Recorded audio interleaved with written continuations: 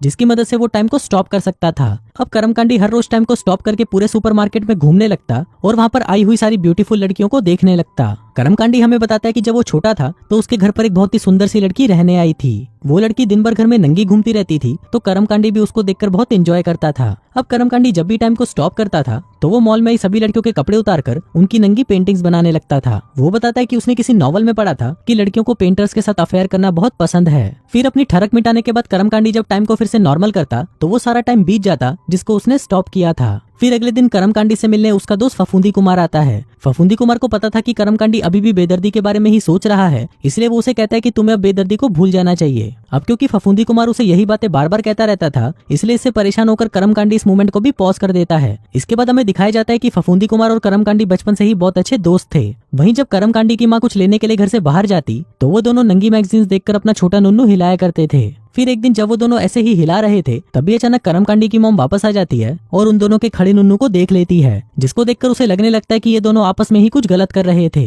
फिर टाइम वापस अनफ्रीज करने पर फफूंदी कुमार उसे कहता है कि तुम्हें कभी मेरे साथ कोठे पर चलना चाहिए। अभी सुनकर कर्मकांडी को अपने बचपन का एक किस्सा याद आता है जिसमें उसके घर के पास चूची 64 नाम की एक लड़की रहती थी जो कि 10 रुपए के बदले उनको अपना घोंसला दिखाती थी। वो अपने मोहल्ले में इतनी ज्यादा मशहूर थी कि उसके घोंसले को देखने के लिए उसके घर के बाहर हमेशा लड़कों की लाइन लगी रहती थी। फिर अगले दिन हम देखते हैं कि पहली बार कर्मकांडी और जालिम जहरीली की नजरों से नजरें मिली थी। वहीं लॉकर रूम में जालिम जहरीली को भूख लग रही थी तो वो कर्मकांडी का सैंडविच खा जाती है। अब ये मूवमेंट कर्मकांडी के लिए एक रोमांटिक मूवमेंट था और वो उस मूवमेंट को जाने नहीं देना चाहता था। वो उस टाइम को फ्रीज करना चाहता था, लेकिन जालिम जहरीली फिर भी चली जाती है। अब इसे कर्मकांडी को काफी अच्छा लगने लगता है कि फाइनली वो बेदर्दी को भूलता जा रहा था। लेकिन इसी दौरान वहाँ पर वो दोनों चूतिए आ जाते हैं। तभी बबलू भैंचो कहता है कि आज मैंने जालिम जहरीली को डेट के लिए पूछा और उसने मुझे हाँ बोल दिया। अभी सुनकर कर्मकांडी सैड हो जाता है और हमें बताने लगता है कि हमेशा उसके साथ ये सब चीजें होती रहती हैं। वो जिस भी लड़की को लाइक करता है वो उसे छोड़कर चली जाती है। फिर हमें दिखाया जाता है कि जब वो छोटा था तो वो अपनी टीचर को लाइक करता था, लेकिन टीचर के साथ तो वो घचाघच नहीं कर सकता था, इसलिए वो अपनी एक क्लासमेट चुस्की को लाइक करने लगा।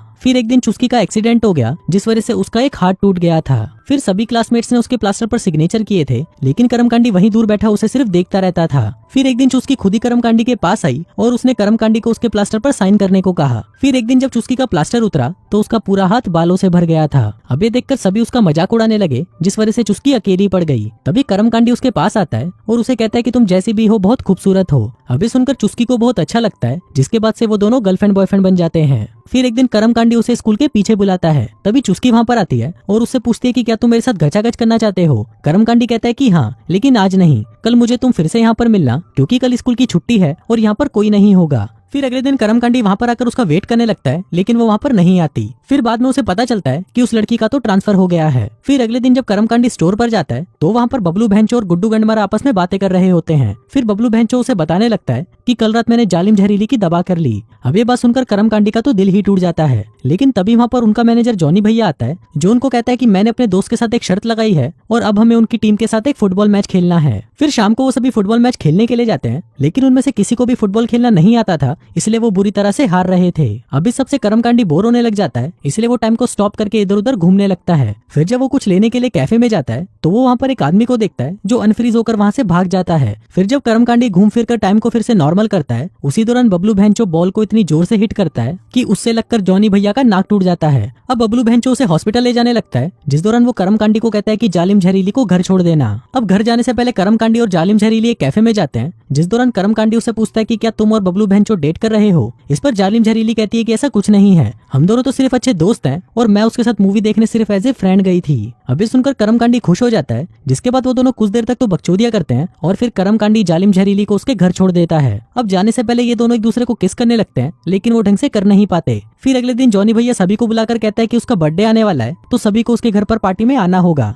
वहीं जालिम जहरीली कर्मकांडी से पूछती है कि क्या तुम उस रात मेरे साथ चलोगे, जिस पर कर्मकांडी उसे हाँ कर देता है। इसके बाद मैनेजर सभी लड़कों को बुलाता है और कहता है कि बर्थडे पार्टी में एक स्ट्रिपर भी होनी चाहिए, जिसका इंतजाम वो कर्मकांडी को करने के लिए कहता है। अब कर्मकांडी को पता नहीं था कि वो इसका इंतजाम कैसे करेगा, इसलिए वो इस काम के लिए फफूंदी कुमार की हेल्प लेता है। अब फफूंदी कुमार तो एक नंबर का रट्टीबाज था, इसलिए वो उसे एक पब में लेकर जाता है। फिर वो वहाँ पर एक लड़की से बात करते हैं, लेकिन वो लड़की कहती है कि उस रात को तो मैं बिजी हूँ, लेकिन मैं वहाँ पर मेरी एक फ्रेंड को भेज दूंगी। अब कल रात के बाद कर्मकांडी को हर जगह सिर्फ जालिम जहरीली ही दिखाई दे रही थी। अब कर्मकांडी जब भी टाइम को स्टॉप करता वो सिर्फ उसी की ही ड्राइंग बनाता। फिर कल रात जॉनी भैया का बर्थडे था तो जालिम जहरीली कर्मकांडी से पूछती है कि क्या तुम अभी भी मेरे साथ चलना चाहोगे। इस पर कर्मकांडी बोलता है कि हाँ बिल्कुल, मैं तुम्हारे साथ जाना चाहता हूँ। अभी सुनकर जालिम जहरीली खुश हो जाती है और उसे किस करके वहाँ से चली जाती है। उसी रात हम देखते हैं कि जिस कर्मकांडी को इतने दिनों से नींद नहीं आई थी वो अगली सुबह अच्छे से सोकर उठा था। फिर उठने के बाद उसे एक आर्ट गैलरी से कॉल आता है जो उसे कहते हैं कि हमें तुम्हारी बनाई हुई ड्राइंग्स बहुत पसंद आई हैं, इसलिए तुम हमसे मिलने आओ। अभी सुनकर कर्मकांडी बहुत खुश हो जाता है, लेकिन तभी दूसरी तरफ हम बबलू भैंचो और गुड्डू गंडमरे को देखते हैं जो सिर्फ कर्मकांडी के मजे ले रहे थे।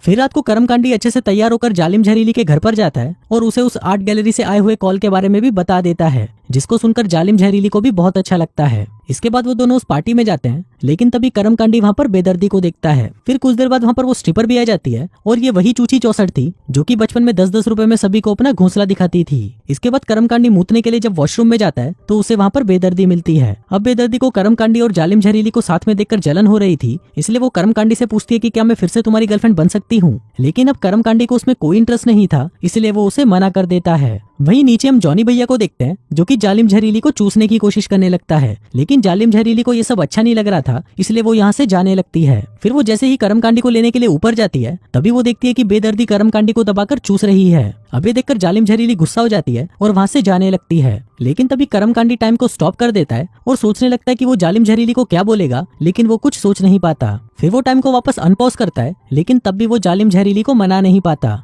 फिर वो उसको मनाने के लिए उसके घर पहुंच जाता है, लेकिन जालिम जहरीली उसकी एक नहीं सुनती और उसे गालियां देकर वहां से भगा देती है। अब इस इंसिडेंट की वजह से कर्मकांडी का दिल टूट जाता है और उसे फिर से नींद आना बंद हो जाती है। फिर एक दिन कर्मकांडी अपना सारा आर्ट लेकर उसी गैलरी में पहुंच जाता है जहां से कुछ दिनों पहले उसे कॉल आया था। अब वहां पहुंचकर जब वो वहां के मैनेजर से बात करता है तो उसे पता चलता है कि वहां से तो उसे कोई कॉल आया ही नहीं था, लेकिन इसी दौरान वो मैनेजर उसकी ड्राइंग्स देख लेता है जो उसे बहुत पसंद आती है। इसलिए वो कर्मकांडी को एक मौका देता है जिसमें उसका एक आर्ट शो होने वाला था। फिर कुछ दिनों बाद हम देखते हैं कि कर्मकांडी का वो आर्ट शो होता है जहाँ पर वो सिर्फ जालिम जहरीली की ही पेंटिंग्स लगाता है। उसी आर्ट शो में कर्मकांडी को एक एजेंट भी मिलती है जो उसे कहती है कि मुझे तुम्हारी ड्राइंग्स बहुत पसंद आई। वो एजेंट न्यूयॉर्क से थी, तो वो कर्मकांडी को भी न्यूयॉर्क में एक शो करने का ऑफर देती है। इसी दौरान कर्मकांडी वहाँ पर जालिम जहरीली को देखता है जो उसका शो देखने के लिए वहाँ पर आई हुई थी। अब अपनी इतनी अच्छी ड्राइंग्स देखकर जालिम जहरीली खुश हो जाती है और वो कर्मकांडी को माफ कर देती है। फिर कर्मकांडी उसके पास आता है और उसे पूछता है कि क्या तुम मुझ पर ट्रस्ट करती हो। जालिम जहरीली कहती है कि हाँ, मैं तुम पर ट्रस्ट करती हूँ। तभी कर्मकांडी उसे आंखें बंद करने को कहता है, जिसके बाद वो उसे किस करता है और टाइम को वहीं पर स्टॉप कर देता है। अब जब टाइम स्टॉप हो गया था तो कर्मकांडी के साथ अब जालिम जहरीली भी वहाँ पर घूम सकती थी। फिर कर्मकांडी उसे बाहर लेकर जाता है। बाहर बर्फ गिर रही थी जिसके बीच वो दोनों खड़े होकर एक दूसरे को किस करने लगते हैं और इसी के साथ ही ये कहानी यहीं खत्म हो जाती है।